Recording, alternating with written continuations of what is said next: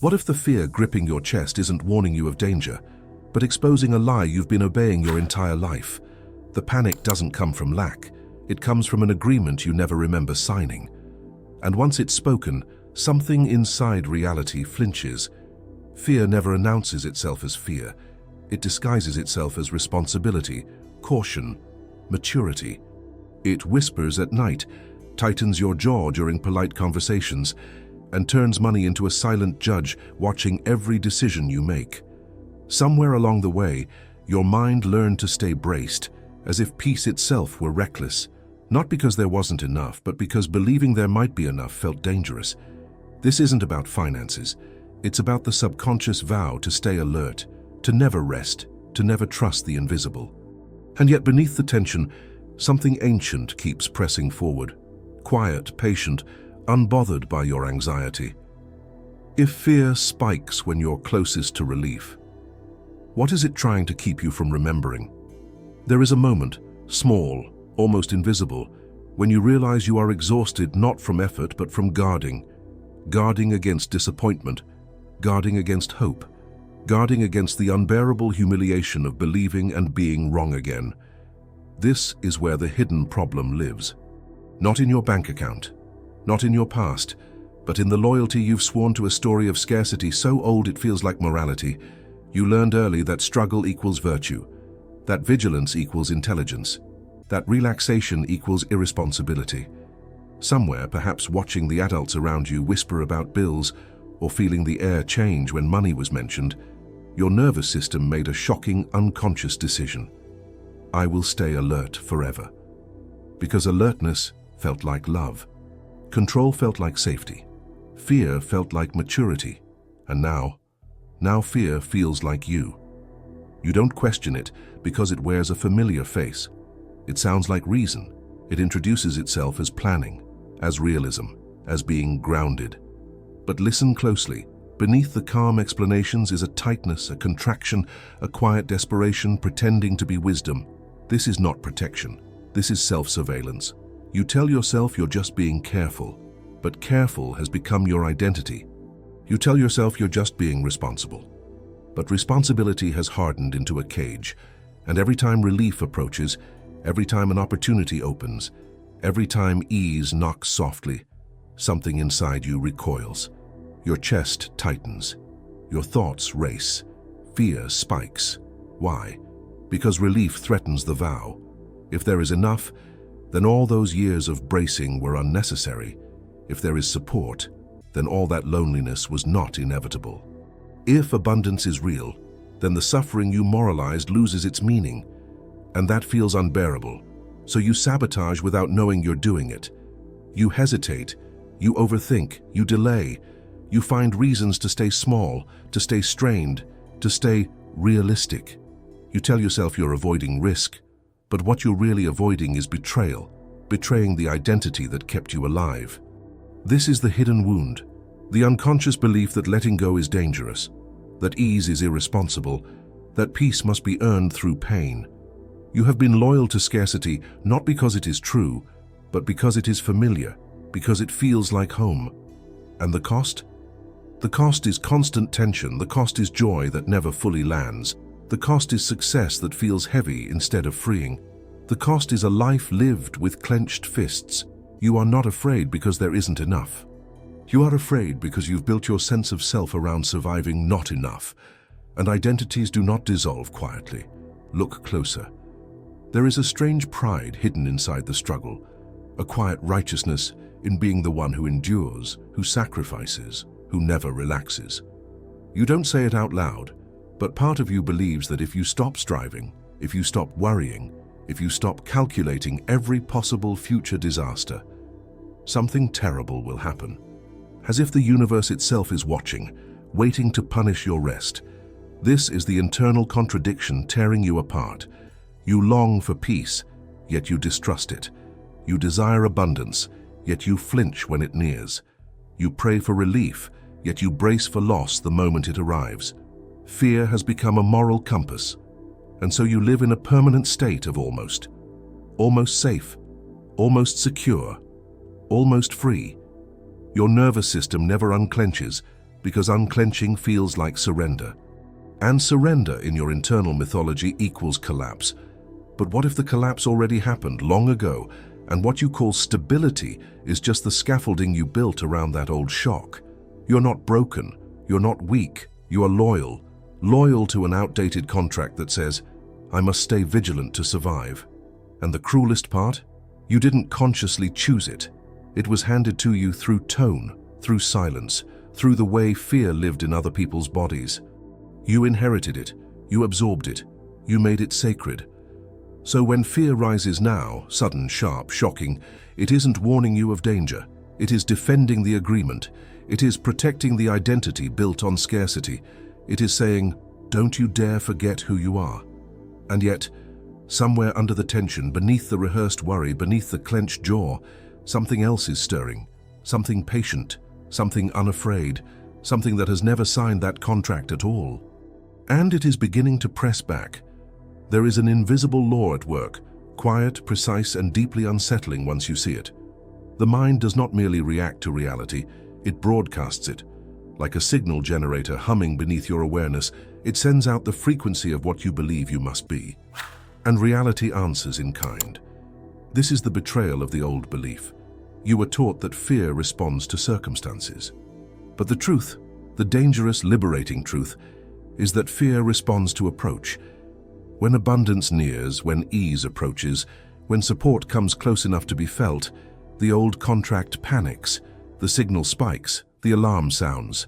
Not because something is wrong, but because something is changing. Think of a mirror. It does not argue, it does not judge, it only reflects. The subconscious is the same. It mirrors the identity you inhabit, not the desires you declare. And if your identity is built on vigilance, on bracing, on not enough, then relief becomes a threat to coherence. The shadow emerges when the light gets close. This is why opportunities feel strangely heavy, why good news triggers anxiety, why moments of calm feel unreal, fragile, temporary. Your system has been tuned to expect loss. So when gain appears, it feels foreign, almost dangerous. The mind whispers, don't trust this. The body tightens, stay alert. The shadow rises. Remember who you are. This is not punishment. This is resonance, and once you see it, you cannot unsee it. You realize that fear is not the enemy. It is the guardian of an old self. A self that survived by staying small, staying tense, staying ready for impact. A self that learned to mistake suffering for truth. But here is the revelation that makes reality flinch. The signal can change, and when it does, the mirror must respond. Imagine a radio locked onto a single station, playing the same static-filled song year after year. You don't question the noise. You build your life around it. You learn to listen through it. You even come to trust it. But one day, without warning, the signal weakens. Another frequency presses in. Clearer, quieter, unfamiliar. The radio resists. It crackles, it spikes, it distorts. Not because the new signal is wrong, but because it is different. This is what you feel when fear surges at the edge of abundance. The old frequency is losing dominance. And here is the unsettling part. The mind does not know the future. It only knows patterns. It clings to what has been repeated. So when a new pattern emerges, when ease lingers, when support holds, when money flows without pain, the mind interprets it as a glitch. Something must be wrong. Fear amplifies. Thoughts race. The body tightens. The shadow grows loud. Not to stop you, but to keep the pattern intact. This is the invisible law. What you consistently embody becomes the rule reality obeys. Not because the universe is cruel, but because it is coherent. It responds to identity, not intention, and identity hates being challenged. So when fear spikes, understand this. You are not regressing. You are approaching a boundary, the edge of an old self, the threshold where the contract begins to tear. This is not the end, but it is not safe either. Because once you see the mechanism, you cannot pretend you don't. If something in your chest tightened just now, if a quiet recognition passed through you like a shadow remembering its shape, don't ignore it. Don't scroll past it. Don't swallow it back into silence. This is not just a video, this is a moment of alignment. Take a breath. Then, act. Like this video, not as approval, but as declaration. Comment below with what stirred, even if it's just a word. Subscribe not to follow a channel, but to mark a frequency you are choosing to stay with. Say it out loud, type it with your hands, make it real. Because silence is how the old contract survives, and recognition, shared, witnessed, is how it begins to crack. There is a single act, small, almost absurd in its simplicity, that terrifies the old identity more than any external change. It is not a plan, not a strategy, not a visualization. It is a whisper. A forbidden declaration spoken inwardly, where the contract was signed, not shouted, not affirmed, whispered. At the exact moment fear strikes, when your chest tightens, when the familiar urgency rises, you do not fight it. You do not reason with it. You do not analyze it. You lean in and you murmur the words that dissolve allegiance, words that say, I am no longer required to stay alert to be safe. Nothing else. No explanation. No negotiation. Just that. The mind recoils. The body resists. The shadow flinches. Because you are not asking permission, you are withdrawing consent. And for a moment, brief, electric, unbelievable, there is space. Not relief yet, not peace, but a gap. A silence where the old signal falters. That gap is dangerous to the contract. Do not rush to fill the silence. Do not demand results.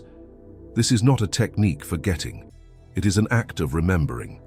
A refusal to continue the performance of fear. You may feel exposed, ungrounded, almost irresponsible. Good. That discomfort is the absence of bracing. The unfamiliar sensation of not holding the world together with your tension. The mind will scramble to reassert control. It will tell you this is naive, reckless, unrealistic. Let it speak. You are not here to convince it. You are here to signal something new, and signals once sent cannot be unheard. As the old vigilance loosens, just slightly, you begin to feel it, a different posture inside. Quieter, heavier, not burdened, but grounded. This is not passivity. This is authority without aggression. You are no longer the one scanning for danger. You are the one who notices without flinching. Peace no longer feels like a trap. It feels neutral, available, unremarkable in the most shocking way. You stop bracing for loss in moments of gain. You stop apologizing internally for things going well. This is the identity rupture. The vigilant survivor dissolves. The quiet authority emerges, not loud, not performative, but undeniable. The kind of presence that does not rush because it is not running from anything. The kind of self that allows without clenching, receives without bargaining. And yet, the shadow has not vanished. It watches, curious, wary, unconvinced. Because this self does not need fear to function, and that changes everything. You move differently now, subtly. Decisions come without the familiar spike of urgency. Waiting no longer feels like danger. Silence no longer feels like loss. But the world has not fully caught up yet. Old echoes still appear, old reflexes still twitch. The identity is shifting, but the environment is slow to respond. This is where doubt tries to re-enter, where the mind whispers, "See, nothing has changed." Do not rush to answer. You are no longer proving anything. You are embodying, and embodiment does not announce itself. It waits. There is a stillness now, not complete, not settled, but charged, like the air before something unnamed arrives. You can feel it in the pauses between thoughts, in the way fear no longer fully lands, in the sense that something has already shifted, even if nothing looks different yet. No lesson, no conclusion, no reassurance, just this quiet knowing. The contract has been seen, the signal has wavered, the shadow has been noticed, and once noticed, it can never return to sleep the same way again.